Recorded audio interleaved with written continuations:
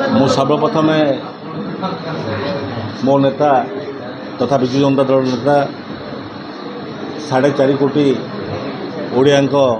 ହୃଦୟର ସମ୍ରାଟ ଶ୍ରୀ ନବୀନ ପଟ୍ଟନାୟକଙ୍କୁ ଧନ୍ୟବାଦ ଜ୍ଞାପନ କରିବି ଏବଂ ତା ସହିତ ଗଞ୍ଜାମବାସୀଙ୍କୁ ଧନ୍ୟବାଦ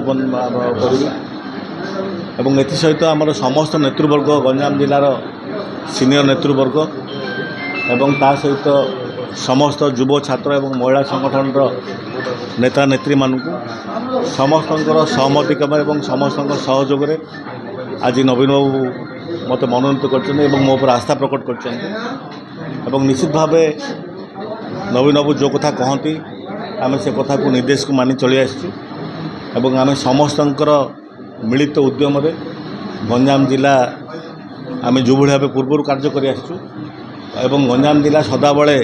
ସାରା ଓଡ଼ିଶାରେ ସାଂଗଠନିକ କ୍ଷେତ୍ରରେ ହେଉ ବିଭିନ୍ନ କ୍ଷେତ୍ରରେ ସେ ରକ୍ତଦାନ କଥା କୁହନ୍ତୁ କିମ୍ବା କରୋନା ସମୟ କଥା କୁହନ୍ତୁ ସଦାବେଳେ ଆମେ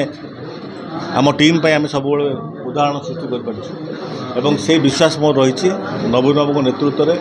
ଗଞ୍ଜାମ ଜିଲ୍ଲାର ସମସ୍ତ ନେତୃବର୍ଗ ସମସ୍ତ ଯୁବ ଛାତ୍ର ଏବଂ ମହିଳାମାନଙ୍କର ମିଳିତ ଚେଷ୍ଟାରେ ଆମେ ନିଶ୍ଚିତ ଭାବେ ସଂଗଠନକୁ ଆହୁରି ମଜବୁତ କରିବୁ ଏବଂ ବିରୋଧୀ ଦଳର ଭୂମିକା ଆମେ ନିଷ୍ଠାପର ଭାବେ କରିବୁ ଏ ବିଶ୍ୱାସ ଆମର ରହିଛି।